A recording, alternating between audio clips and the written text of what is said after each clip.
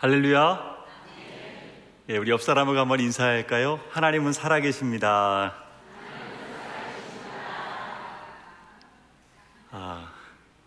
저는 북한 선교사입니다.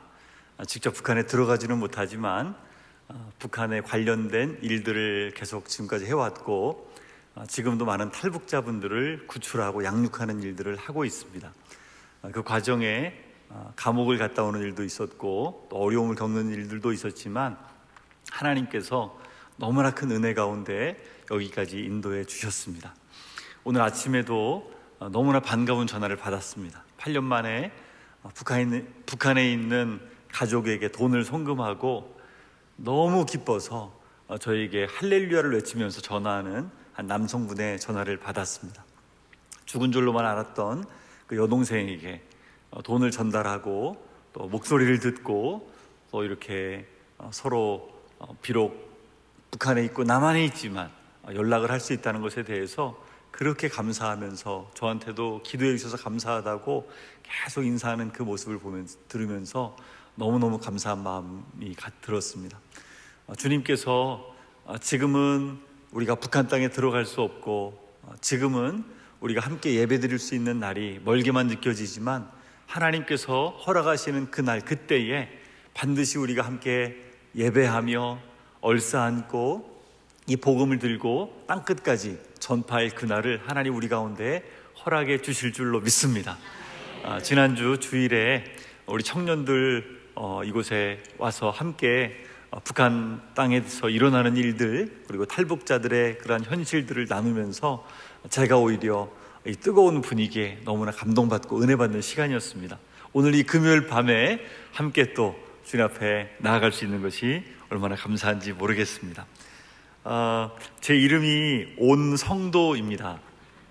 본명입니다. 네, 저희 아버지께서 시골에서 농사를 지셨는데 나중에 아들을 낳으면 성도라고 지어야 되겠다라고 결심을 하셨습니다. 그 이유는 성이 온씨시기 때문에 저희 아버지가 교회를 갈 때마다 목사님이 늘 온 성도에게 복이 있기를, 온 성도에게 복이 있기를 이렇게 많이 이렇게 축복하시고 축도하시고 하셔서 제 이름을 온 성도라고 지어주셨습니다.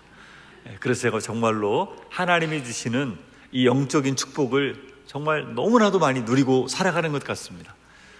제 이름도 참 좋은데 제가 항상 저희 고모님의 이름을 소개합니다. 저희 고모님의 이름 온신자입니다. 네, 그리고 제 조카의 이름은 온누리입니다. 우리 옆 사람하고 한번 인사했으면 좋겠어요. 온 성도 온신자 온누리의 복음을 전합시다. 온누리의 복음을 전합시다. 사도행전 1장 8절은 우리가 너무나 잘 알고 있는 말씀입니다. 제자들이 예수님께서 십자가 달려 돌아가시고 나서 낙심에 빠졌지요. 그런데 예수님께서 3일 만에 부활하셨습니다. 이 제자들은 얼마나 기뻤는지 그 부활의 주님을 바라보면서 또 만지면서 함께 식사를 하면서 또 하나님의 나라의 일을 들으면서 너무너무 마음에 큰 기쁨과 감사와 감격이 가득했습니다. 그리고 예수님께 질문을 했습니다. 예수님, 이 이스라엘 나라를 회복할 때가 이때이십니까? 그런데 예수님께서는 그것은 너희가 알 바가 아니다. 아버지께서 약속하신 것을 너희가 기다려라 라고 말씀하시면서 오늘 우리에게 주신 이 사도행전 1장 8절 말씀을 말씀하시는 것입니다. 오직 성령이 너희에게 임하시면 너희가 권능을 받고 예루살렘과 온 유대와 사마리아와 땅끝까지 이르러서 내 증인이 될 것이다. 우리가 성령을 받으면 정말로 주님의 증인 되어서 땅끝까지, 북한을 넘어 땅끝까지 나아가게 되는 줄로 믿습니다. 저는 이 디모데전서 말씀을 참으로 좋아하는데요, 우리 같이 한번 읽어볼까요? 시작. 우리가 세상에 아무것도 가지고 온 것이 없음에 또한 아무것도 가지고 가지 못하리니. 태어날 때 누구나 응애하고서 빈손으로 태어납니다. 그리고 인생을 마무리하고 마칠 때에도 빈손으로 가게 됩니다. 그래서 누구나 다 아무것도 가지고 온 것이 없고 아무것도 가지고 갈 수 없습니다. 내가 아무리 많은 것들을 이루어 놓았다 할지라도, 열심히 공부해서 박사학위를 땄다 할지라도, 내가 아무리 큰 것들을 많이 이루어 놓은 상태라 할지라도 가지고 갈 수 없습니다. 다 빈손으로 왔다가 빈손으로 가게 되는 것입니다. 그러나 세상 사람들은 열심으로 살아갑니다. 최선을 다해 살아갑니다. 정말로 많은 것들을 이루기 위해서 얼마나 많은 노력들을 하며 살아가는지 몰라요. 그런데 반드시 우리에게는 죽음이 온다는 것이죠. 누구에게나 다 죽음은 찾아오게 됩니다. 아무리 중국을 그렇게 통일하고 만리장성을 쌓았던 진시황도 죽음을 맞이했고요. 역사상 위대한 모든 사람들이 다 죽음을 맞이했고요. 우리들도 결국에는 반드시 죽음을 맞이하게 될 것입니다. 야고보 사도는 이렇게 말씀하고 있어요. 내일 일을 너희가 알지 못하는도다.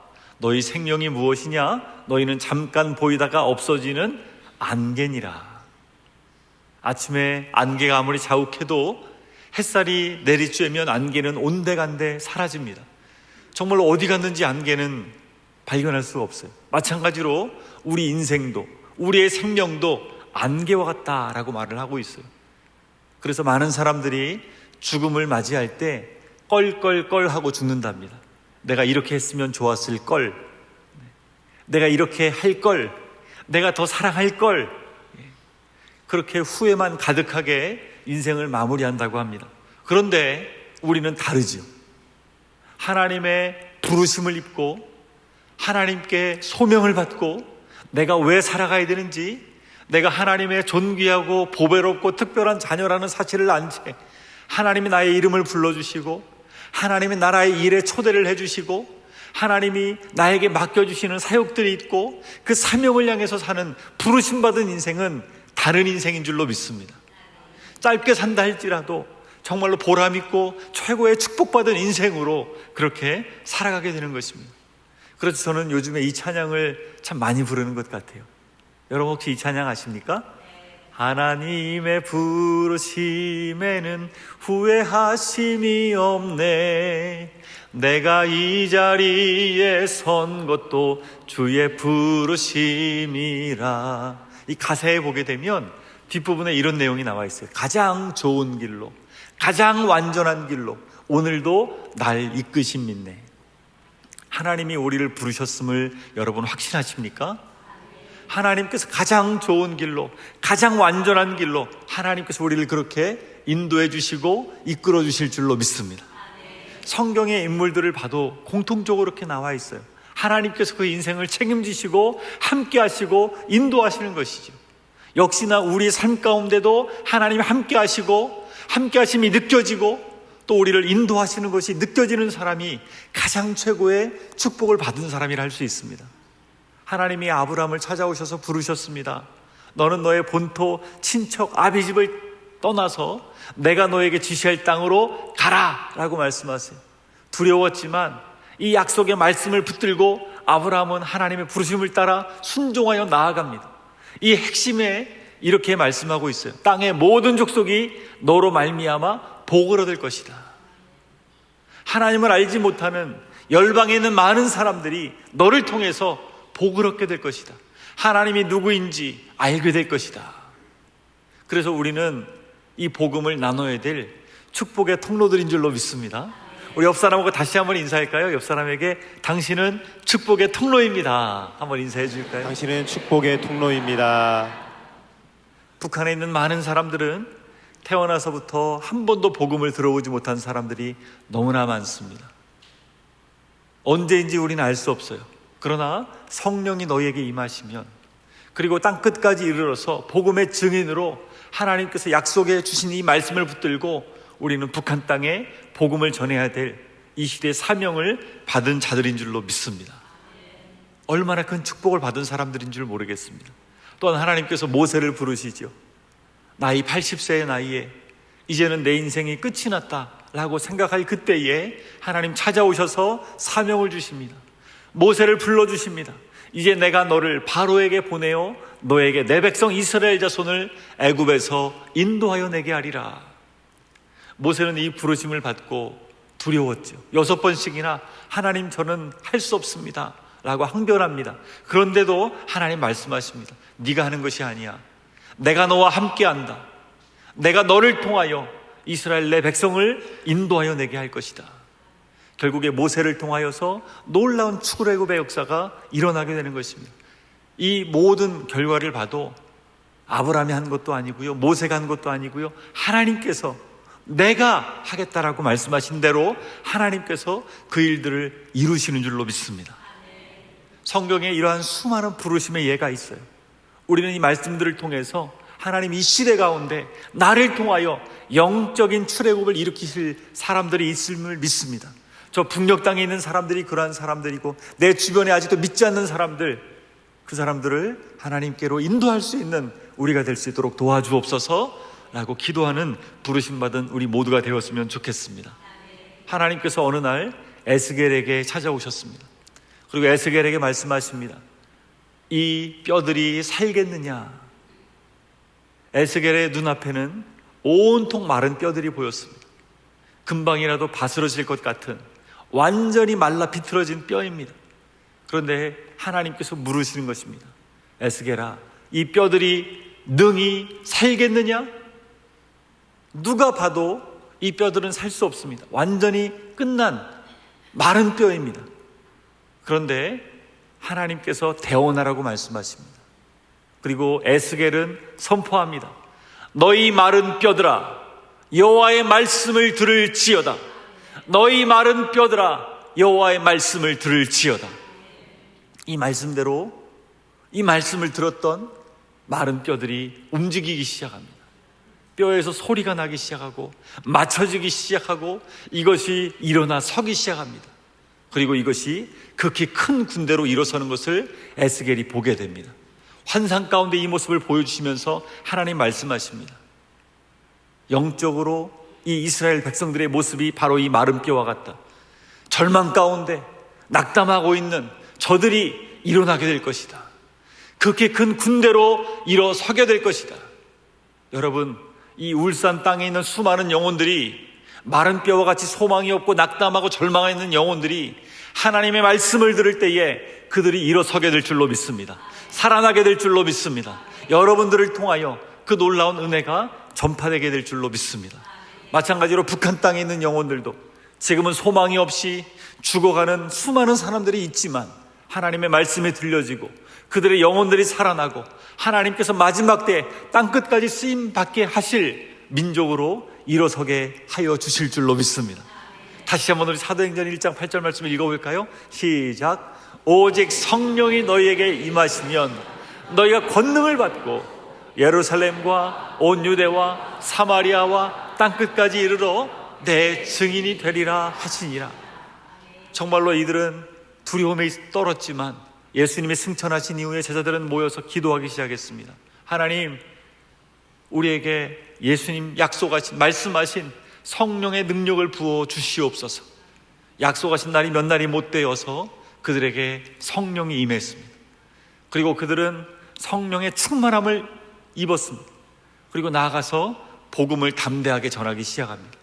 이 복음을 누구도 막을 수 없었습니다. 아무리 돌에 맞아 순교해도, 그 로마 원형 경기장에서 사자밥이 되어 죽어가도, 화형을 당해도 이 복음을 막을 수가 없었습니다. 오히려 이 로마 원형 경기장에서 껄껄거리면서 저들이 어떻게 죽는지 한번 지켜보자 하면서 봤던 사람들이 충격을 받았습니다. 왜냐하면 그들은 서로 이렇게 인사하는 것입니다. 형제여, 우리 잠시 후에 천국에서 만납시다. 찬양을 부르면서 기도하면서 그렇게 죽음을 맞이하는 분들을 보면서 이 로마의 원형 경기장에 있던 사람들이 충격을 받는 것입니다. 어떻게 저럴 수 있는가? 죽음 앞에서 두렵지 않은가? 나중에 로마의 황제가 당장 멈춰라. 왜냐하면 많은 로마 시민들이 오히려 이 영향을 받게 되는 것입니다. 예수님을 믿게 되는 것입니다. 그러니까 당장 이것을 멈춰라. 수많은 사람들이 저들의 죽음을 보지 못하도록 만들어라 라고 가로막은 것입니다. 이 복음은 막을 수 없었습니다. 전체적으로 예수님 말씀하신 것처럼 예루살렘과 온 유대와 사마리아와 땅끝까지 복음이 전파되어 갔습니다. 그리고 이 복음은 시대를 흘러서 결국에 조선 땅에 전해졌습니다. 5,000년 동안 수많은 외세 침입이 있었어요. 많은 아픔들이 있었습니다. 위태위태한 정말로 구한 말의 시기에 하나님께서 이 땅에 복음이 전해지게 하셨습니다. 우리 알렌 선교사님이 그때 당시의 기록들을 보게 되면 이렇게 말하고 있어요. 사람들이 이런 환경에서 생존하고 있다는 것이 놀라울 따름이다. 숨을 쉬며 지나가기가 무척 어렵다. 길거리에 소똥, 말똥, 진흙들 이런 것들이 막 한테 엉켜가지고 비만 왔다 하면 장한 시내가 냄새가 얼마나 심한지 지나가기가 힘들 정도로 그렇게 온통 냄새나는 그러한 곳이었습니다. 결핵 퇴치 운동을 벌였던 서우두월 선교사님이 이런 고백을 했어요. 서울은 내가 많은 도시들을 가봤지만 내가 본 도시 중에서 가장 더럽고 보잘것없다. 거리의 더러움은 말하지 않는 것이 좋겠다. 서울이 세상에 그랬다는 거예요. 그때 당시에 서울의 모습이 얼마나 초라하고 냄새나고 그런 환경에서 사람들이 살아갔다는 것이지요. 그곳에 선교사님들이 복음을 들고 찾아오기 시작했습니다. 우리가 잘 알고 있는 최초의 순교자는 토마스 선교사님으로 알고 있습니다. 대동강변에서 목베임 당해서 죽음을 맞이했습니다. 그런데 이분이 헛되게 죽은 것이 아니죠. 그분이 마지막 죽기 전에 1866년도에 본국으로 영국에 편지를 보냈습니다. 아주 잔인하고 사악한 대학살이 최근 조선에서 일어났습니다. 그럼에도 누군가 조선에 들어가 선교의 문을 여는 것의 중요함을 깨달아 제가 조선에 들어가기로 결정하였습니다. 많은 사람들이 조선 땅에서 죽어간다는 얘기를 들었습니다. 그럼에도 누군가는 조선에 들어가 이 선교의 문을 열어야 되기 때문에 주님의 부르심 앞에 순종하여 제가 들어가겠습니다 결단하고 들어와서 그렇게 죽임을 당했습니다. 그리고 그 영향으로 한 알의 밀이 땅에 떨어져 죽으면 많은 열매를 맺는 것처럼 존 로스 선교사님, 맥켄타이어 선교사님, 복음을 전하기 위하여서 언더우드 선교사님, 귀한 선교사님들이 한국에 속속들이 들어오기 시작했습니다.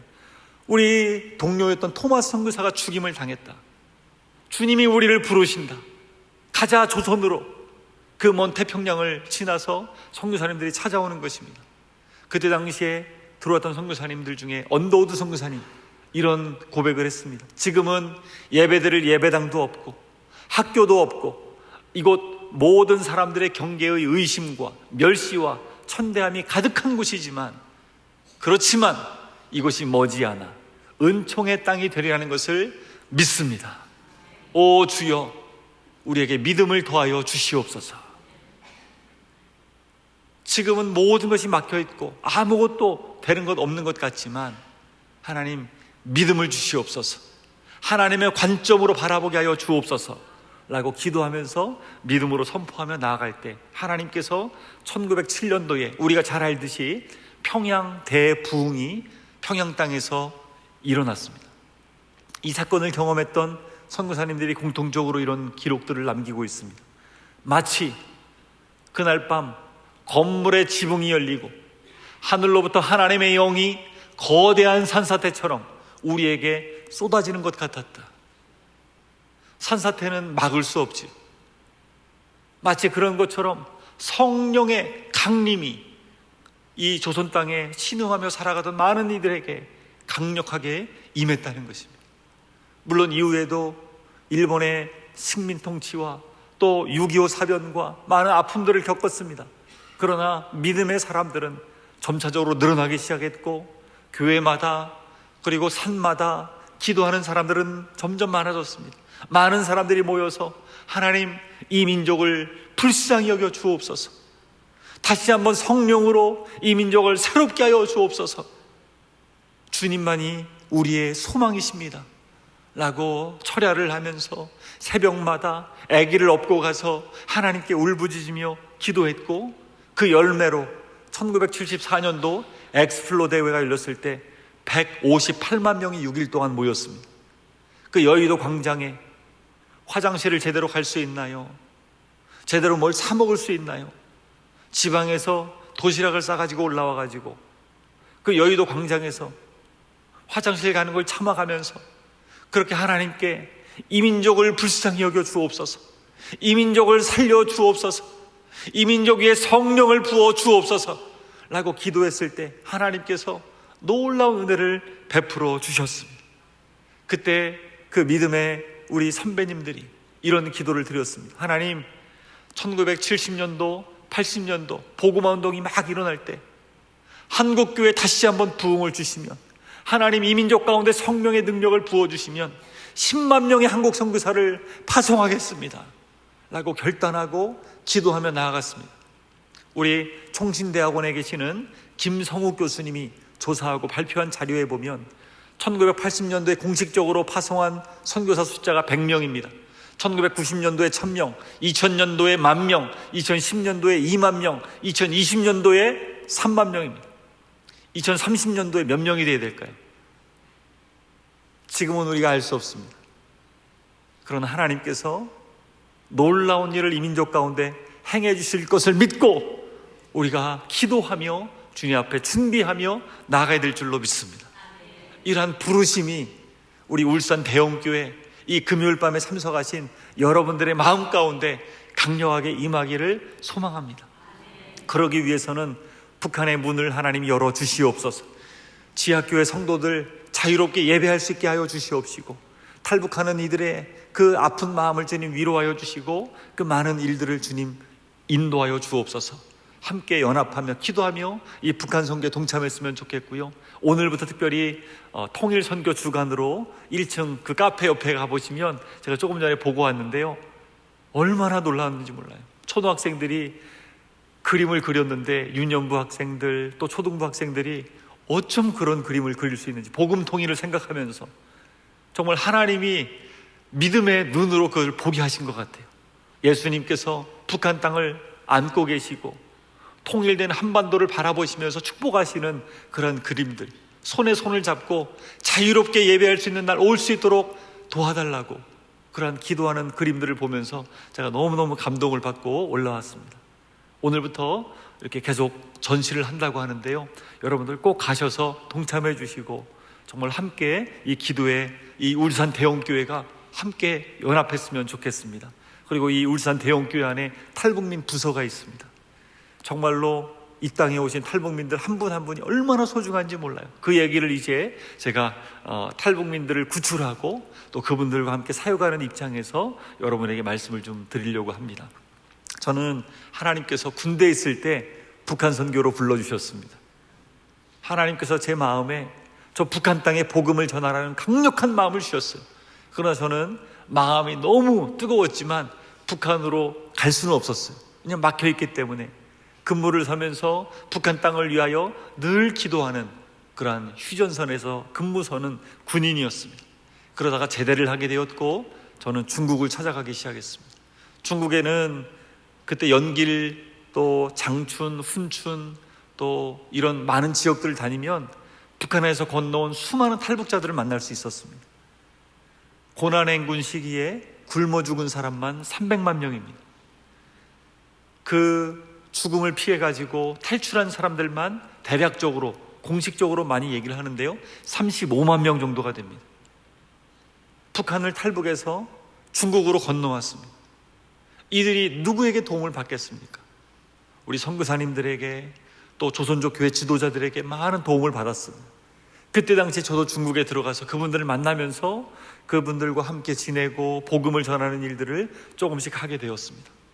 그러다가 2007년도부터 본격적으로 중국에 나와 있는 분들을 찾아다니면서 복음을 전하는 일들을 하게 되었고요, 선교회를 만들게 되었습니다.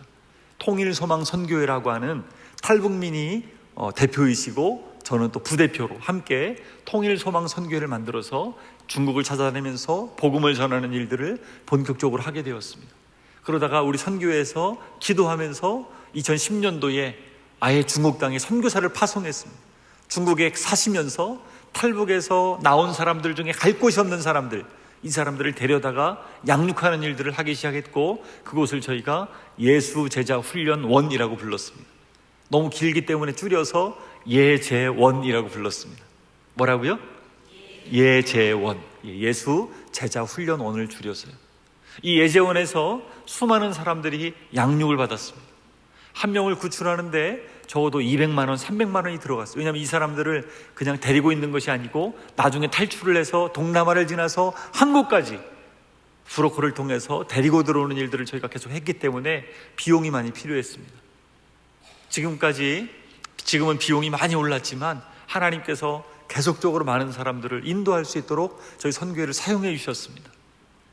지난 주일날 우리 청년들에게 제가 기도를 부탁했습니다. 4명이 중국을 출발해서 이동 중에 있는데 그들이 안전하게 우리 동남아에 있는 예수제자 훈련원 예지원에 도착할 수 있게 해달라고 기도했는데 도착했습니다. 그래서 오늘 아침에도 현장에 계신 선교사님에게 연락을 받고 그 자매들의 이야기를 듣고 제가 너무너무 마음에 감사한 마음이 들었습니다. 여러분, 지금도 옛날 일이 아닙니다. 지금도 벌어지고 있는 일입니다. 목숨을 걸고 중국에 숨어 있다가 양육을 받고 한국에 들어오는 일들이 지금도 계속적으로 이루어지고 있는 것입니다.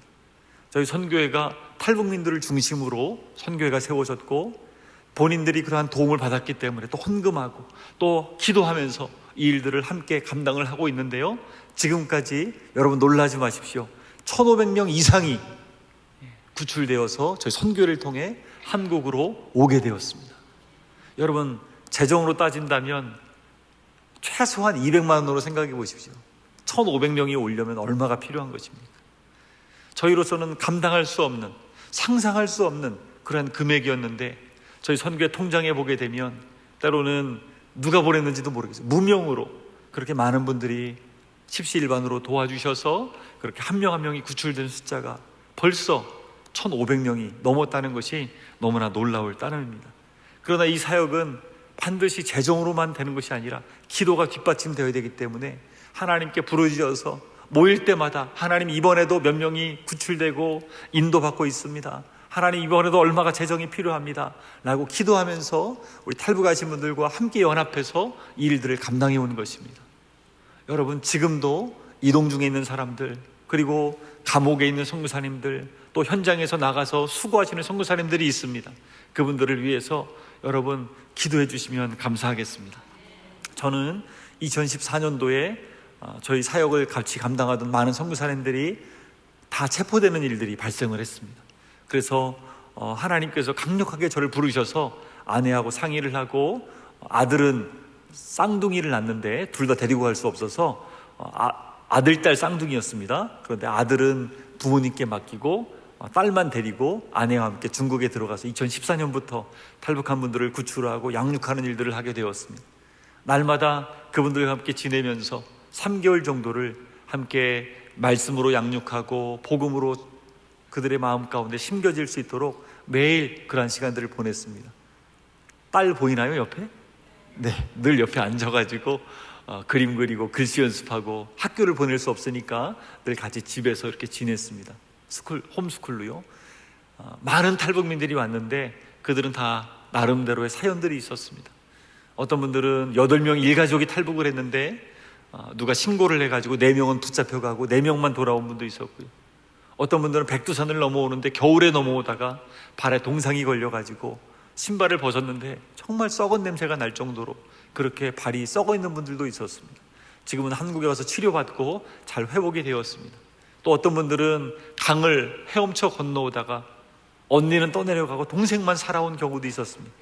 다음날 다행히도 그 언니를 찾았습니다. 그래서 또 구출해 온 적도 있었고요. 정말로 많은 사람들을 구출하고 복음으로 양육하고 말씀을 전하는 일들을 감당을 하게 되었습니다. 다 예수님을 잘 믿는 것은 아니에요. 와서 어떤 분은 저한테 성경책을 집어던지면서 자기가 북한에 있을 때 공산당원이었는데 어떻게 이런 거짓말 같은 걸 자기한테 가르치냐고 하면서 욕을 하면서 대드는 사람들도 있었습니다. 그러나 그런 사람들을 많이 봐왔기 때문에 참고 인내하면서 양육을 하는 것이죠. 그런 많은 사람들을 품고 정말 고슴도치처럼 가시를 찔려가면서 상처받으면서 안고 울면서 양육을 해서 한국으로 데리고 들어오는데, 얼마 전에도 만난 한 남성분이 있었습니다. 그분이 저에게 성경책을 던졌던 분인데 지금은 총신대학원 3학년을 다니고 있습니다. 전도사님이 되었어요. 저를 볼 때마다 그때 미안했습니다. 근데 저한테 이런 얘기를 해요. 제가 깜짝 놀랐어요. 선생님, 북한 땅은 하나님이 마지막 때 쓰시려고 남겨두신 최종 병기입니다. 하나님께서 저 같은 공산당원도 말씀으로 이렇게 변화되게 하시고 새롭게 하셨다면 북한에서 그 심령이 갈급하고 또 김일성에게 속아가지고 평생을 살아왔던 사람들 마음 가운데 이 하나님의 사랑이 전해지고 예수님의 말씀이 심겨지게 되면 그들은 이 마지막 때 열방 가운데 복음을 증거하러 들어가게 될 하나님의 최종 병기로 쓰임받게 될 것입니다. 선생님 믿으시죠? 이제는 저한테 오히려 믿냐고 물어봅니다. 저도 믿는다라고 얘기를 하죠. 함께 손을 잡고 기도하면서 그 일들을 꿈꾸면서 나아가고 있는 것입니다. 하나님께서 성령으로 역사하시면 그렇게 공산당원으로 주체사상으로 평생 동안 살아왔던 사람도 변화되어서 이제는 전도사가 되어 북한 땅에 복음을 전할 준비를 하게 되는 줄로 믿습니다. 하나님께서 이 놀라운 일들을 계속 오랫동안 이루어 오셨고 이루어 가고 계신 것입니다. 정말 많은 사람들이 우리 예수제자 훈련원에 와서 예수님을 믿고 변화되었고 주님 앞에 헌신하고 돌아갔습니다. 3개월 동안 그분들이 먹고 싶다는 음식을 잔뜩 해줍니다. 맛있는 음식을 먹고 또 3개월이 지나면 예수님을 정말로 구세주로 영접한 사람들에게 세례를 주고 또 자매들의 발은 제 아내가 다 닦아줘요. 먼 길을 떠나가야 되기 때문에 세족직을 하는 것이죠. 그리고 형제들의 발은 제가 세족직을 해줍니다. 대부분 많이 울어요. 먼 길 떠나가야 되고 또 그동안 받은 사랑 때문에 헤어져야 되기 때문에 많이 웁니다. 그러면 제 딸은 언제나 휴지를 이렇게 빼와가지고 눈물을 닦아줍니다. 그러면서 늘 저에게 말을 해요. 아빠, 저는 어린이 선교사예요. 제 딸이 6살이었지만 정말 많은 일들을 함께 옆에서 도와줬습니다. 얼마나 감사한지 몰라요. 그 딸이 지금 중학생이 되었는데 지금도 선교사가 되겠다고 그 마음이 변치 않습니다. 아직은. 그렇게 많은 사람들이 와서 변화되고 주님을 만나고 새롭게 되었습니다. 고린도 후서 5장 17절 말씀 우리 같이 한번 읽어볼까요? 시작. 그런즉 누구든지 그리스도 안에 있으면 새로운 피조물이라. 이전 것은 지나갔으니 보라 새 것이 되었도다. 북한에 살면서 얼마나 많은 고통을 겪었겠습니까? 그러니까 탈북을 해서 중국으로 건너왔겠죠. 그런 분들이 압록강에서 두만강에서 백두산에서 구출되어서 우리 예재원 센터에 들어오는 것입니다. 와서 말씀을 배우고 처음에는 이해되지 않죠. 한 달이 지나고 2달이 지나고 하면서 나중에는 성령께서 그들의 마음 가운데 역사해 주셔서 예수님을 구주로 영접하고 이제는 자라고 해도 자지 않고 좀 더 읽고 자겠다고 성경을 붙들고 그렇게 말씀을 읽고 말씀을 암송하고 찬양을 배우고 변화되어서 한국 땅에 들어오는 것입니다. 그냥 들어오는 것이 아니라 한국 땅에 들어오면서 정체성이 바뀌는 것이죠. 내가 한국에 가는 이유는 하나님께서 나를 택해 주셔서 뽑아 주셔서 북한에서 나를 건져 주셔서 이렇게 한국까지 가게 하시는데 내가 북한에 복음을 전할 준비를 하기 위해서 한국에 들어간다. 또 어떤 분들은 미국에 가신 분들도 있습니다. 어떤 분들은 영국에 가신 분도 있고 캐나다에 가신 분들도 있습니다. 그분들의 마음 가운데 예재원에서 지내면서 하나님이 새로운 꿈을 주시는 것이죠. 단순히 잘 먹고 잘 살기 위해서 이 대한민국에 가는 것이 아니라 하나님의 부르심을 받아 그 마음의 소망을 가지고 내가 북한 땅에 들어갈 준비를 하겠다. 그리고 북한을 넘어서 땅 끝까지 이 놀라운 복음을 전파하겠다. 그 마음을 가지고 많은 사람들이 왔고 그렇게 신학교에 들어갔고 또 많은 사람들이 지금도 또 교사가 되기 위해 준비하고 있고 간호사가 되기 위해 준비하고 있고 또 사회복지사가 되기 위해서 많은 사람들이 그렇게 준비를 하고 있는 것입니다. 정말 이 말씀 그대로 그리스도 안에 있으면 누구든지 새로운 피조물이 되는 줄로 믿습니다. 아무리 북한의 상처를 많이 받았어도 또 강을 건너오면서 중국에 와서 또 돌아다니면서 정말 도망쳐 다니면서 그 많은 아픔과 상처 저희 선교사들이 다 위로해 줄 수 없는데 하나님께서 그들의 마음을 만져주시고 새롭게 해주시는 것입니다. 누구든지 그리스도 안에 있으면 새로운 피조물이라. 이전 것은 지나갔으니 보라 새 것이 되었도다. 그 얼굴이 처음에는 어둡고 컴컴했는데 예수님을 만나고 나니까 그 감격 때문에 얼마나 환해지는지 몰라요. 저도 사실은 과거에 어두운 사람이었습니다. 지금은 이렇게 환하게 웃고 있지만 과거에는 제가 차가운 사람이어가지고 제 주변에 사람이 오질 않았습니다. 늘 그냥 차가운 사람이었는데 예수님을 뜨겁게 만나고 나서 변화된 것처럼 정말로 저희 예재원 센터에 오는 사람들이 북한에서 올 때 두렵고 긴장된 마음으로 오는데 와서 변화되어서 정말 하나님의 사랑을 느끼면서 나도 이 놀라운 사랑을 사람들에게 전하며 살겠습니다. 축복의 통로로 살겠습니다. 그리고 영적으로 출애굽을 시키는 사람이 되겠습니다. 성령 받은 제자가 되겠습니다. 결단을 하고서 그렇게 많은 사람들이 떠나가는 것이죠. 문제는 중국에서 비행기를 타고 한국에 오면 얼마나 좋겠습니까? 중국에서 배를 타고 한국에 오면 얼마나 좋겠습니까? 아니면 가까운 몽골로라도 넘어올 수 있으면 얼마나 좋겠습니까? 러시아로라도 넘어올 수 있으면 얼마나 좋겠습니까?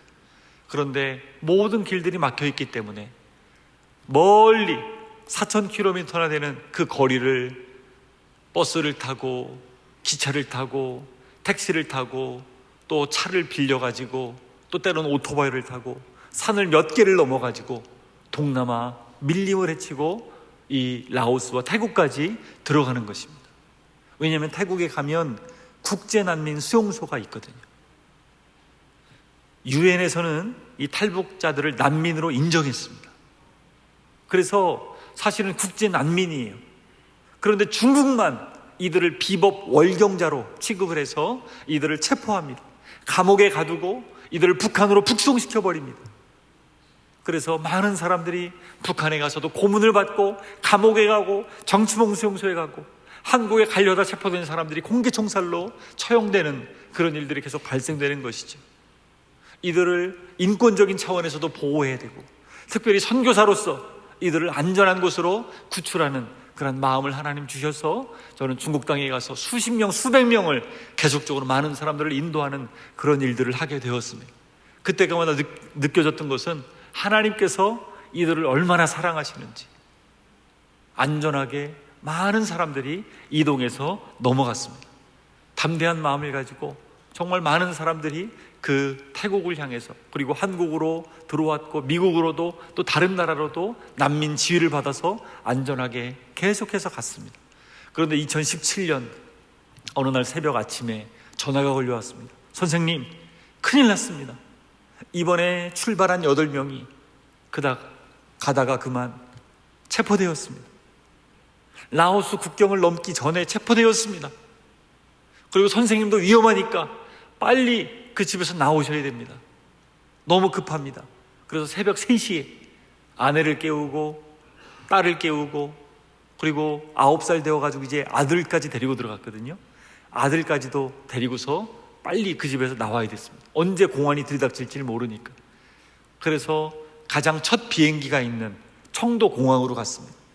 그래서 이제 아침에 비행기표를 내고 여권을 내고 비행기를 타기 위해서 그 청도 공항으로 이제 가서 비행기를 타기 위해 걸어가고 있었습니다.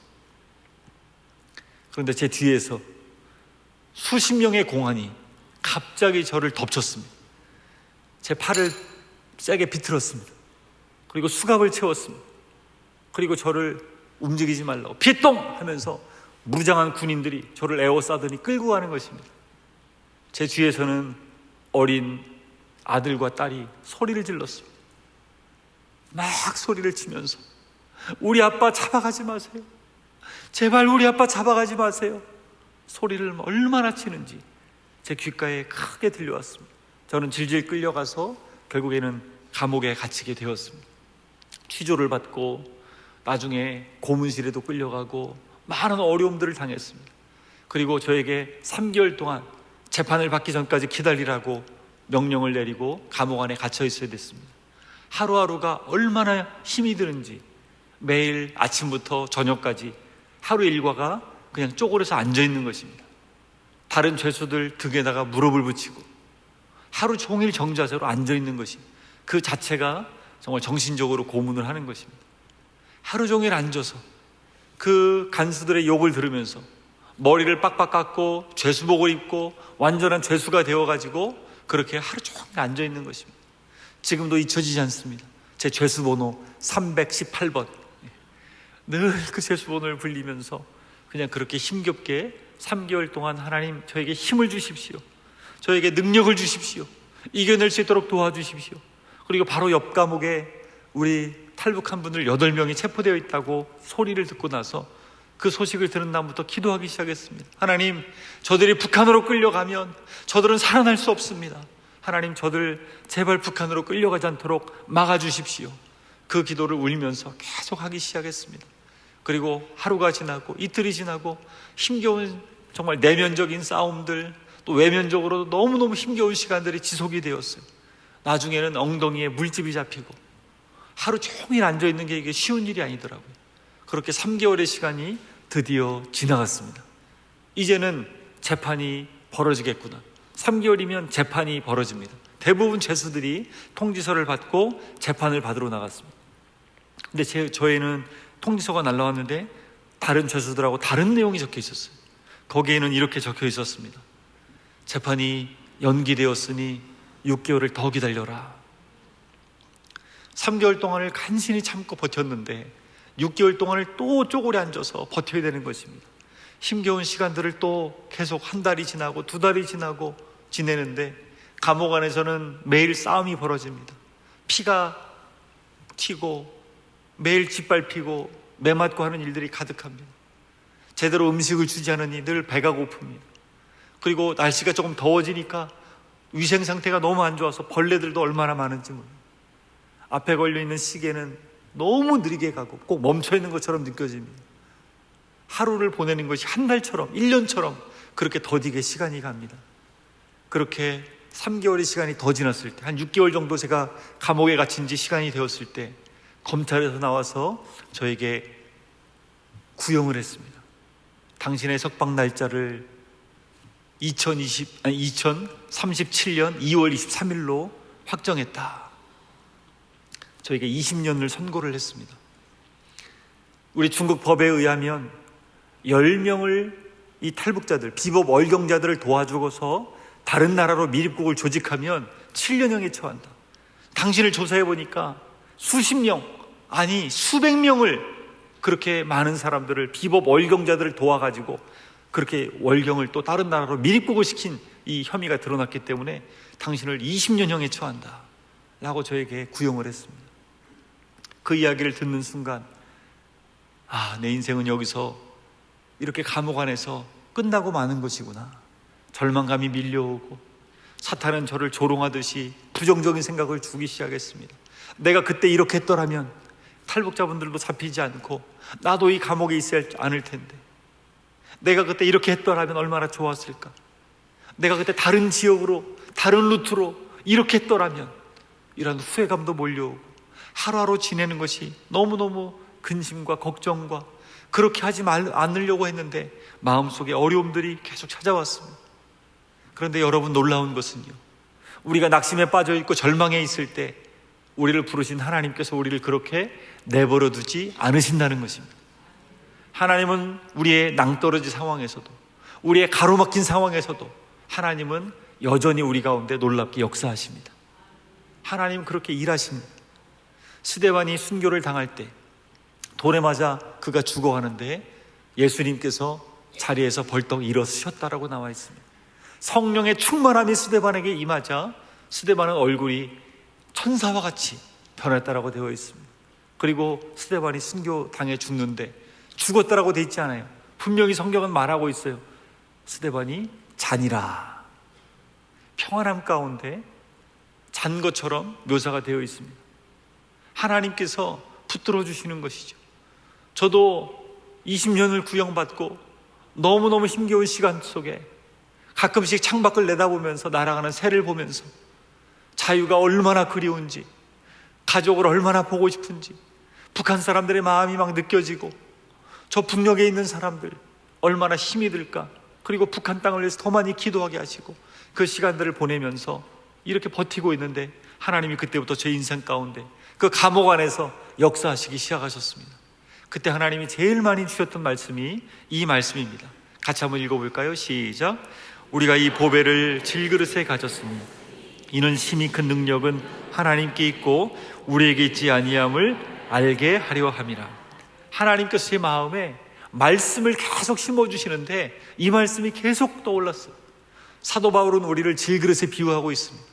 너무나 약하고 초라한 질그릇. 그런데 질그릇이 중요한 것이 아니라 그 안에 보배가 담겨 있다는 것이죠. 우리는 질그릇인데 그 질그릇 안에 보배를 가졌다는 것입니다. 그래서 심히 큰 능력은 하나님께 있고 우리에게 있지 아니함을 알게 하려 함이라.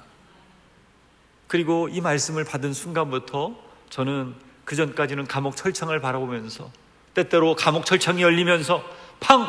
요동시! 하면서 짐을 싸라고 말을 하고 이름을 호명하면서 데리고 나가는 사람들이 있습니다.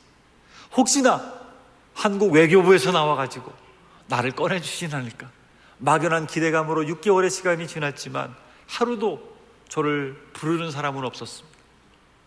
그런데 주님이 찾아오셔서 제 마음 가운데 위로와 소망을 부어주시고 나를 위하여 십자가에 달려 죽으신 예수님, 부활하신 예수님, 이 예수님께서 얼마나 크신 분인지가 느껴지기 시작했습니다. 이 감옥보다 예수님은 훨씬 크신 분이시다. 중국보다 예수님은 훨씬 크신 분이시다. 이 지구보다, 아니 온 우주보다 예수님은 훨씬 크신 분이시다. 그 사실을 입으로 선포하고 고백하고 믿음으로 주님만을 바라보기 시작했습니다. 이제는 갇혀있는 환경을 바라보지 않고 주님을 바라보면서 믿음으로 고백하면서 하루하루를 그렇게 지내기 시작했습니다. 그런데 놀라운 일이 벌어졌습니다. 이 감옥 안에는 죄수들이 많이 갇혀 있었어요. 1000명 정도의 죄수들이 있었습니다. 근데 그 1000명 죄수 중에 가장 우두머리가 있었습니다. 중국에서 알아주는 유명한 깡패입니다. 이 유명한 깡패 두목이 어느 날 부하들을 시켜가지고 저를 끌고 오라는 것입니다. 영문도 모른 채 저는 붙잡혀가지고 끌려갔습니다. 갔더니 수많은 죄수들이 모여있는데 저를 그 앞에 세우라는 거예요. 그러더니 그 중국 죄수가 큰 소리로 막 무시무시한 사람이더라고요. 근데 그 사람이 저한테 이렇게 말을 하더라고요. 자기가 한국 노래를 참 좋아하는데 싸이의 강남스타일이란 노래를 부르라는 거예요. 그때 당시에 중국이 한참 그 노래가 많이 유행했던 때였습니다. 강남스타일 혹시 아시나요? 잘 모르시죠? 근데 그런 노래가 있습니다. 근데 그 노래를 부르라는 거예요. 그래서 제가 솔직히 말했습니다. 나는 그 노래를 제목은 아는데 노래를 내가 부를 수 없다. 내가 잘 모른다. 그랬더니 그럼 네가 알고 있는 노래 중에 한국 노래를 다른 노래 부르라는 거예요. 그러면서 이 죄수들이 막 박수를 치면서 이얼산 하면서 박수를 막 쳐대기 시작하는 거예요. 그래서 저도 모르게 그 박자에 맞춰서 노래를 부르기 시작했어요. 어두운 밤에 캄캄한 밤에, 이게 실로암이라는 찬양인데요, 군대에 가면 제일 많이 부르는 찬양입니다. 아마 군대 갔다 오신 분들은 아실 거예요. 이 노래를 불렀는데 이 중국 조폭 두목이 큰 소리로 자기가 한국 노래 많이 들어봤는데 처음 들어보는 노래라는 거예요. 근데 너무 좋다는 거예요. 노래가 한 번만 더 불러달라고 하더라고요. 그래서 갑자기 그 노래를 한 번 더 힘차게 부르게 되었습니다. 나중에 또 저를 불러오라고 하더니 또 다른 노래 없냐는 거예요. 그래서 또 막 박수를 치면서 이 죄수들이 이얼상 하면서 막 박자를 맞추는 거예요. 거기에 맞춰서 또 노래를 저도 부르기 시작했습니다. 나의 등 뒤에서 나를 도우시는 주. 나중에는 밤에 잠을 자기 전에 생각을 하게 돼요. 혹시나 나를 또 불러내가지고 특송을 시키면 내가 어떤 특송을 불러야 되나 연습을 속으로 하는 거예요. 그래서 내일은 내가 죄에서 자유를 얻게 하면 불러야 되겠다. 막 속으로 혼자 죄에서 자유를 얻게 하면, 나중에 부르면 또 그 노래 부르죠. 못 알아듣는데 이 사람들이 한국 노래 중에 이렇게 좋은 노래가 많았다는 거예요. 네, 몰랐다는 거예요. 그래서 막 저를 계속 노래를 시키더라고요. 나중에는 막 손을 높이 들고 주를 찬양, 해 뜨는 데부터 해 지는 데까지, 지금은 엘리야 때처럼 마지막 날에 막 많은 노래들을 준비해가지고 불렀습니다. 그러더니 나중에는 이 중국 깡패 두목이 저를 계속 오라고 그러더니 한국어를 좀 가르쳐달라는 거예요. 자기가 그때 당시에 중국에 유행했던 드라마가 있었는데 별에서 온 그대, 뭐 태양의 후예, 이게 굉장히 중국 사람들이 많이 봤는데 자기도 그걸 너무 재밌게 봤다는 거예요. 자기한테 한국어를 가르쳐 주라는 거예요. 한국어 선생님이 돼가지고 졸지에 그 사람에게 한국어를 막 가르쳐 주기 시작했습니다. 그리고 그 사람은 저한테 중국어를 계속 가르쳐 주었습니다. 제가 중국말을 잘하지 못했거든요. 그래서 소통이 잘 안 됐는데 그 사람에게 중국말을 배우니까 자신감이 생기더라고요. 그래서 중국말도 하면서 한국어도 가르쳐 주면서 앞에 나가서 특송도 부르면서 그렇게 시간을 보내게 되니까 시간도 잘 가더라고요. 근데 나중에 한 사실은 이 사람이 알려준 중국어는 대부분 욕이 섞여 있어가지고 제가 써먹을 수가 없어요. 나중에 그것도 모르고 이 중국 사람들 만나가지고 막 얘기를 하니까 왜 자꾸 욕을 하냐는 거예요. 그래서 모르고 했는데 나중에 알고 보니까 입에 담지 못할 심한 욕을 제가 하고 있었더라고요. 잘못 배웠습니다, 제 중국어를. 어쨌든 제 마음의 소원이 이렇게 말을 배우고 소통하고 하다 보니까 복음을 전할 수 있게 된 거예요. 하나님께 제 마음에 내가 너를 이곳에 부른 이유는, 내가 너를 이곳에 있게 한 이유는 이 중국 죄수들, 그들도 복음을 들어야 될 대상이다. 그들에게 복음을 전하라. 그런 마음을 너무나 많이 주셔가지고 그 죄수들에게도 복음을 전하기 시작했습니다. 특별히 이 죄수 복중이 좀 다른 옷을 입고 있는 죄수들이 있었어요. 그들은 사형수들이었습니다. 중국은 아직도 사형을 많이 집행합니다. 그들은 발까지도 쇠사슬이 묶여가지고 벽에다가 매달아놔요. 그 사람들, 너무나 불쌍한 사람들, 그 사람들에게 복음을 전하기 시작했습니다. 어떤 사람들은 막 거부하는 사람도 있었지만 정말로 예수님을 마음에 진지하게 받아들이고 영접하는 사람들도 늘어나기 시작했습니다. 그리고 하나님께서 계속 은혜를 주셨어요. 근데 한계가 있었습니다. 그것은 성경책이 없다는 것이었어요. 감옥 안에서 말씀을 전하지만 성경책이 없이 지내니까 얼마나 마음이 안타까운지, 그래서 하나님 앞에 하나님 성경책을 주십시오 기도하고 기도했는데, 제가 앞에 나가서 특송할 때마다 늘 박수 쳐주던 간수가 있었거든요. 그 간수가 어느 날 저를 부르더니 품속에서 신약 성경책을 꺼내 주었습니다. 얼마나 좋은지. 밤에 24시간 불을 켜놓는 감옥에서요, 성경책을 정말 많이 봤습니다. 그리고 이 말씀을 사람들에게 전하기 시작했습니다. 얼마나 좋았는지 몰라요. 여러분, 시편 말씀에 119편 103절에 이런 말씀이 있습니다. 우리 같이 한번 읽어볼까요? 주의 말씀의 맛이 내게 어찌 그리 단지요, 내 입에 꿀보다 더 다니이다. 여러분, 비록 감옥에 있지 않지만 말씀을 읽을 때마다 꿀처럼 느껴지는 역사가 여러분에게 있기를 소망합니다. 이 말씀이 얼마나 꿀맛 같은지 너무너무 좋더라고요. 그리고 더 강력하게 사람들에게 복음을 전하게 되었습니다. 그리고 하나님께 이런 기도를 하게 되었어요. 하나님, 저에게 이런 은혜를 주신다면, 비록 20년형을 제가 받게 되지만 이 은혜 가운데 제가 사역을 이 감옥 안에서 감당할 수 있도록 도와주시옵소서 라고 기도가 그렇게 나오기 시작했습니다. 제가 사람들에게 복음을 전하고 특성도 부르고 한국어도 가르치고 말씀도 읽고 중보기도도 해야 되니까 시간이 얼마나 빨리 가는지 몰라요. 1년 만에 드디어 재판을 받게 되었습니다. 너무너무 두려운 마음으로 재판장에 갔는데 저에게 첫 번째 선고는 15년형이 나왔습니다. 그리고 두 번째, 세 번째 재판을 받을수록 형이 줄어들었습니다. 7년형이 나왔습니다. 제가 사실은 올해 석방되는 해입니다. 근데 하나님께서 그것도 나중에 바뀌게 해주셔서 2년 6개월 판결을 받게 해주셨습니다. 여러분은 별로 감동이 없을지 모르겠지만 20년을 선고받았다가 그렇게 2년 6개월로 줄어들고 나니까 얼마나 감사했는지 몰라요. 더 놀라운 사실은 그것도 감사한데 공안 책임자가 저에게 면회를 왔습니다. 좋은 소식이 있다는 거예요. 너와 함께 잡혔던 그 8명의 탈북자들이 아직 북송되지 않았다는 거예요. 1년 동안 당신들과 함께 다 재판을 함께 받았고 또 공범이기 때문에 브로커들, 탈북자들, 그리고 이렇게 잡힌 사람들 다 재판을 공범으로 함께 받았기 때문에 그들을 보내지 못했다는 거예요. 그래서 그들이 이제 재판이 끝났기 때문에 보내야 되는데 문제가 생겼대요. 우리가 양육한 자매 중에 젊은 부부가 있었어요. 근데 이 자매가 나중에 자꾸 배가 아프다고 그러더니 알고 보니까 임신 초기였어요. 이 자매가 감옥에 오래 있다 보니까 감옥에서 아기를 낳은 것입니다. 아들을 낳았어요. 너무 초롱초롱하게 정말 눈빛이 맑은 그 어린 아들. 근데 공안들도 생각하는 거죠. 제가 만날 때마다 만약에 이들을 북송시키면 이들은 다 죽을 것입니다. 왜냐하면 한국에 가려고 하다가 세포된 사람들이기 때문에. 근데 그 공안들도 생각을 하는 것이죠. 만약에 이들이 죽게 되면 이 아이는 어떻게 할 것인가? 이 아이도 죽지 않을 것인가? 그래서 공안들이 긴급하게 회의를 했고 재판이 끝나서 사실은 북한으로 보내야 되는데 이들을 풀어주자 라고 결정을 했다는 것입니다. 더 놀라운 사실은 이들을 풀어주면 어디 가겠느냐? 이 애기 안고 어디 숨어 있다가 또 잡혀올 거 아니냐? 이왕 이들을 풀어주는 거, 동남아에 가면 난민 지위를 받아서 원하는 나라에 갈 수 있다고 하는데 이들을 동남아로 데려다 주자. 그것도 감사한데 더 놀라운 것은 함께 북송을 대기하고 있던 사람들이 총 20명이었어요. 이들 8명, 12명이 더 있었죠. 이왕이면 이들이 생활을 다들 너무 잘했는데 이들을 다 함께 데려다 주자. 그래서 20명을 다 동남아로 데려다 주겠다고 저한테 얘기를 하는 것입니다. 저는 믿겨지지가 않았어요. 그러나 기도했습니다.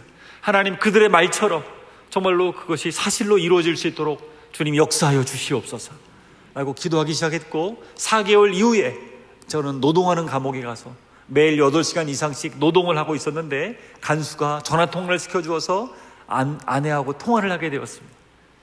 아내에게 물어봤어요. 아내가 얼마나 좋아하는지.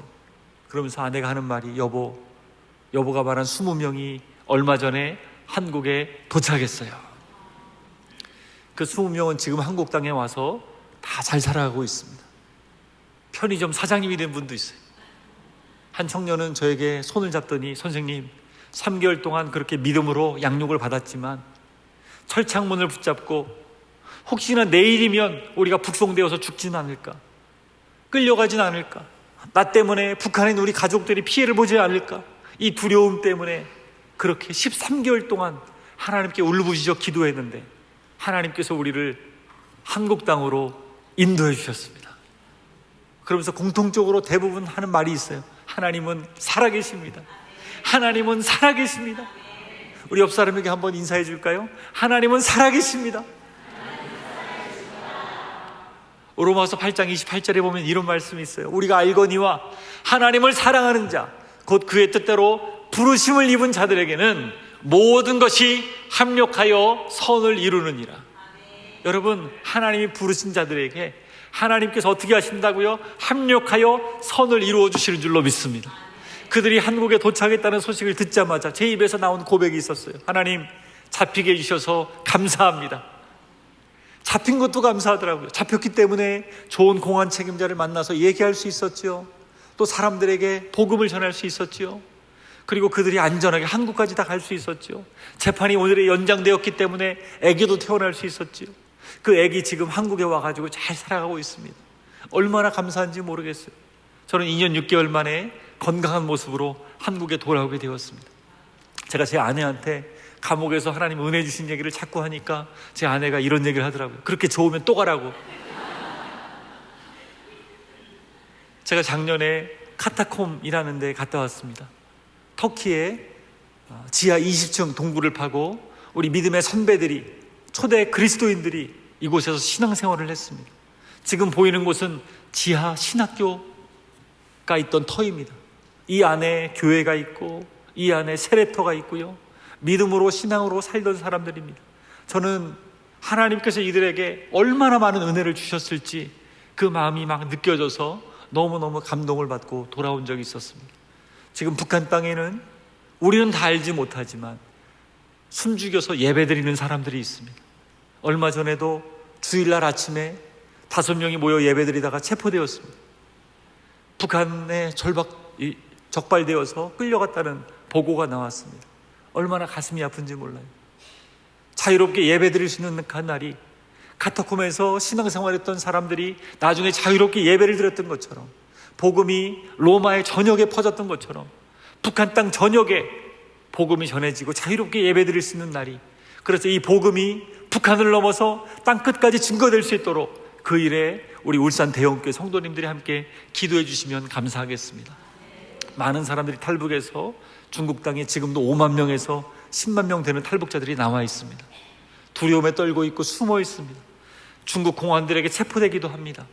그리고 나오다가 가끔씩 시체로 발견되는 사람들이 있습니다. 중국에서도 이 시체를 관여하지 않습니다. 북한에서도 자기네 나라를 배반한 죽은 사람이기 때문에 관여하지 않습니다. 누구나 그냥 지나가 버리는 그러한 죽은 시체입니다. 누가 이 북한 사람을 위하여, 이렇게 이름 없이 죽어가는 사람들을 위하여 누가 기도해주고 누가 울어주겠습니까? 여러분, 일어나는 이 끔찍한 일들이 과거의 일들이 아닙니다. 지금도 이러한 일들이 일어나고 있다는 것을 여러분들이 아시고 함께 기도해 주시면 감사하겠습니다. 작년에 중국에서 체포된 사람들 중에 600명이 북한으로 북송되었습니다. 올해 200명이 북한으로 북송되었습니다. 또 앞으로 얼마나 많은 사람들이 북한으로 북송되는지 모르겠습니다. 지금도 잡혀있는 사람들이 2,000명가량이 중국 감옥에 잡혀있다고 합니다. 여러분, 기도하실 때 하나님, 중국 땅에 갇혀있는 저들 풀려날 수 있도록 도와주십시오. 그리고 북한 땅에 복음을 전하다가 끌려가 있는 선교사님들, 벌써 10년 가까이 끌려가서 살고 있는데 하나님 그들의 생사가 확인되게 하시고 풀려날 수 있게 해달라고 기도해 주십시오. 2년 전인가요? 미국의 국방부 장관이 발표를 했습니다. 북한 정치범 수용소에 7만 명의 기독교인이 잡혀있다. 많은 사람들이, 기독교인들이 잡혀서 정치범 수용소에 끌려가 그렇게 고통을 당하고 있습니다. 그들을 생각해서라도 하나님, 저 북한 땅이 하나님 앞에 변화될 수 있도록 도와주시옵소서. 그리고 지하교회에서 잡히진 않았지만 가족끼리 모여서 3, 4, 5 모여서 예배 드리고 있는 저 북한 지하교회 성도들, 비록 건물도 없이 풀숲에 모여서, 집에 모여서 예배를 드리지만 자유롭게 예배할 수 있는 날이 올 수 있게 해달라고 여러분 기도했으면 좋겠고요. 전 세계 어느 나라보다도 선교 가장 어려운 나라이고 22년 동안 최악의 기독교 박해국으로 전 세계에서 50개 국가를 매년 발표하고 있는데 그 중에 1등입니다. 2022년도에만 아프가니스탄이 탈레반 정권이 들어서면서 많은 사람들을 처형했기 때문에 그때만 2등이었고 올해 역시 또 1위가 되었습니다. 계속해서 수많은 사람들이 잡히고 성경책을 가졌다는 이유만으로 복음을 전하다가 그렇게 많은 사람들이 처형되고 끌려가고 감옥에 갇혀 있는데 그들을 위해서 여러분 식사할 때도 또 밤에 잠을 자기 전에도 저 북녘 땅을 위해서 기도해 주십시오. 그 김일성 동상 앞에 전국에 3만 8천 개가 넘는다고 하죠. 마을마다 김일성 동상을 세워놓고 김정일 동상을 세워놓고 이제는 김정은 손자가 정권을 잡으면서 또 푸틴이 와가지고 더 신냉전 체제로 들어가고 있는 저 모습을 보면서 정말로 언젠가는 무너져야 될 텐데 언제쯤일까 우리는 지금은 알 수 없습니다. 그러나 하나님께서 영적으로 견고한 진을 반드시 무너뜨려 주실 줄로 믿습니다. 우리가 싸우는 것은 우리가 육신에 속한 것이 아니요 오직 어떠한 견고한 진도 무너뜨리는 하나님의 능력이라 우리가 기도할 때 견고한 진을 하나님이 무너뜨려 주실 줄로 믿습니다. 작년에 브라질 집회를 다녀왔습니다. 브라질에 있는 성도님들도 북한을 위하여 함께 기도에 동참하겠다고 결단을 했고 그때 헌신했던 청년이 한국에 찾아와서 간증까지 했습니다. 그리고 제가 얼마 전에는 몇몇 분들과 함께 일본에 집회를 다녀왔습니다. 일본에서 500명 되는 일본 성도님들이 함께 참여해서 북한을 위해 우리가 그동안 너무 몰랐다. 이제는 정말 북한 땅을 위해 기도하겠다 결단하며 주님 앞에 헌신했습니다. 독일에 있는 분들도 금식을 하면서 계속해서 북한을 위해 기도하고 있습니다. 손을 들어서 저 북녘 땅에 복음이 전해질 수 있게 해달라고 독일 사람들도 북한 땅을 위하여 기도하고 있고요. 몽골 사람들도 북한을 위하여 기도하고 있습니다. 심지어는 중동에 있는 사람도 북한을 위해 기도하고 있습니다. 통일을 넘어 열방으로 땅끝까지 나아갈 그 일에 주님께서 여러분들을 부르고 계십니다. 이 귀한 일에 여러분 함께 기도로 동참해 주시고 또 마음으로 함께 해주시면 좋겠습니다. 지금은 어두운 땅이지만 저 어두운 땅 가운데 우리의 기도를 통하여 우리의 빛의 연합을 통하여 하나님께서 그 견고한 진을 무너뜨려 주시고 새롭게 하시는 날이 곧 오게 하실 줄로 믿습니다. 그날이 언제인지 우리는 알 수 없습니다. 그러나 우리는 준비되어야 되고 정말로 주님 말씀하신 것처럼 깨어있는 슬기로운 다섯 처녀처럼 그때를 바라보고 준비하는 것입니다. 복음을 전할 준비를 하는 것이고 특별히 가장 큰 준비가 이 땅에 온 탈북민들을 바라보면서 정말로 그 마음을 알고 그들과 함께 사랑을 나누고 북한이 어떠한 곳인지를 실질적으로 아는 것입니다. 울산 대형교회 안에 탈북민 부서가 있다는 것이 제가 얘기 듣고서 얼마나 감사했는지 몰라요. 이렇게 탈북민 부서가 있는 교회들이 많지 않습니다. 그런데 이 교회에 그 부서가 세워졌다는 것이 얼마나 감사한지 모르겠습니다. 기도 제목만 나누고 마치려고 하는데요. 여러분 탈북민분들 지금도 구출되는 분들이 있습니다. 절대로 잡히지 않게 해달라고 여러분 기도해 주십시오. 또한 잡혀있는 사람들 더 이상 북한으로 끌려가지 않고 풀려날 수 있도록 도와달라고 여러분 기도해 주시고요. 또 인신매매로 팔려가 살고 있는 중국에 많은 자매들이 있습니다. 5만에서 10만 명 되는 자매들이 다 복음을 듣고 양육되게 해달라고 여러분 기도해 주시고요. 또 북한의 견고한 진 무너지게 하시고 복음으로 통일되게 해달라고 여러분 기도해 주십시오. 그리고 마지막으로 탈북민들 여기 지금 울산에도 한 350명 탈북민들이 와 있다고 하는데 하나님 이들 함께 하여 주시고 예수님 믿고 다 거듭나게 도와달라고 여러분 기도해 주시면 감사하겠습니다. 이 시간 찬양 함께 한 곡 불렀으면 좋겠는데요. 저희 탈북민분들이 와서 너무너무 좋아하는 찬양입니다. 그리스도의 계절이라는 찬양입니다. 이 가사를 보게 되면 정말로 피 묻은 예수 그리스도의 복음이 저 북녘 땅, 이 한반도 전역에 정말로 증거되게 해달라고 CCC에서도 부르짖어 외치는 찬양이고요. 특별히 북한에서 온 탈북민들이 너무너무 좋아하는 찬양입니다. 이 찬양 함께 부르면서 하나님 이 땅 구석구석에 저 북녘 땅에서 순종에 예배하는 이들에게, 정말로 하나님을 알지 못하는 이들에게 이 놀라운 피 묻은 복음이, 생명의 복음이 증거될 수 있도록 도와주옵소서. 우리 기도하는 마음으로 우리 함께 이 찬양 불렀으면 좋겠습니다. 민족의 가슴마다 기도는 그리스도를 심어 이 땅에 부르고 부른 그리스도의 계절이 오게 하소서.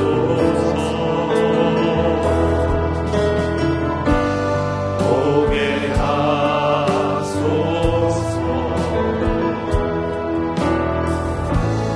이 땅에 하나님의 나라가 이루어지게 하옵소서. 모든 사람의 마음과 교회와 가정에도 하나님 나라가 임하게 하여 주소서.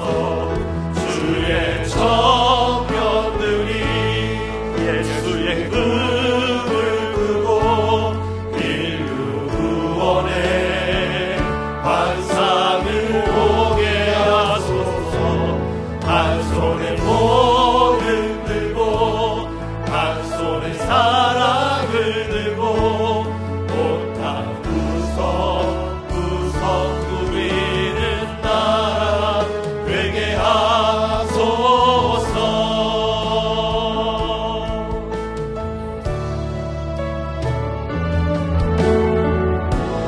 민족의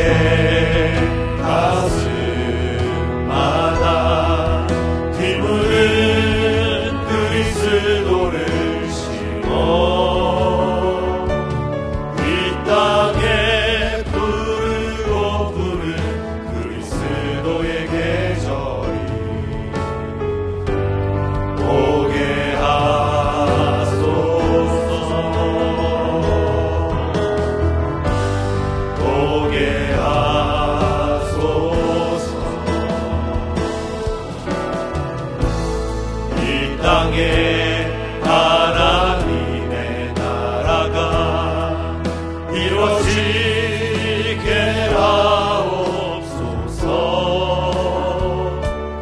모든 사람의 마음과 교회와 가정에도 하나님 나라가 임하게 하여 주소서.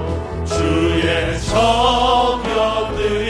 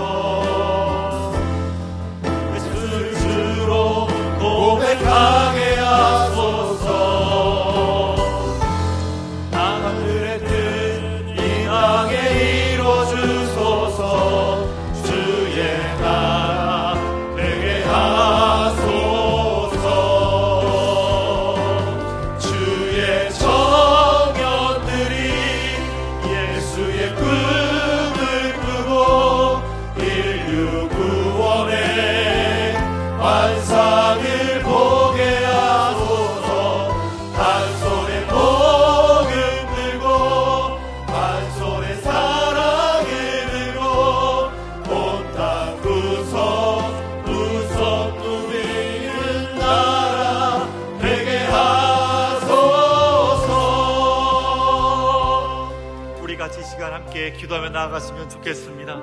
우리 탈북하시는 분들, 숨어있는 분들, 잡힌 분들, 하나님 자유케 하여 주시옵소서. 무엇보다도 이 생명의 복음 듣게 하여 주옵소서. 그래서 정말로 진정한 소망 되신 예수 그리스도를 바라보고 그 힘든 상황들을 이겨낼 수 있도록 주님 도와 주시옵소서. 또한 북한의 견고한 진 여리고성이 무너졌듯이 우리가 기도하며 선포할 때 하나님 복음 통일이 우리 가운데 이루어질 수 있도록 주님 그 선물이 우리 가운데 주어질 수 있도록 은혜를 베풀어 주옵소서. 하나님 이 민족 가운데 은혜를 베풀어 주시고 불쌍히 여겨 주시옵소서. 그리고 탈북민들 이 울산 땅에도 350명이 와 있다고 하는데 정말로 보배 되신 주님을 바라보고 믿음으로 승리하게 하시고 예수님의 좋은 군대로 일어설 수 있도록 도와 주옵소서. 또 한 주간 동안 통일 선교 주간으로 나아가는데 정말 우리 마음 가운데 정말 통일을 위하여 깊이 깨달을 수 있도록 역사해달라고 울산 대형교회 위에 성령의 능력을 부어주시고 하나님께서 사용하시는 귀한 교회로 쓰임받게 해달라고 통일을 준비할 수 있게 해달라고 우리 주여 한번 외치고 다 같이 기도하며 나아가겠습니다. 주여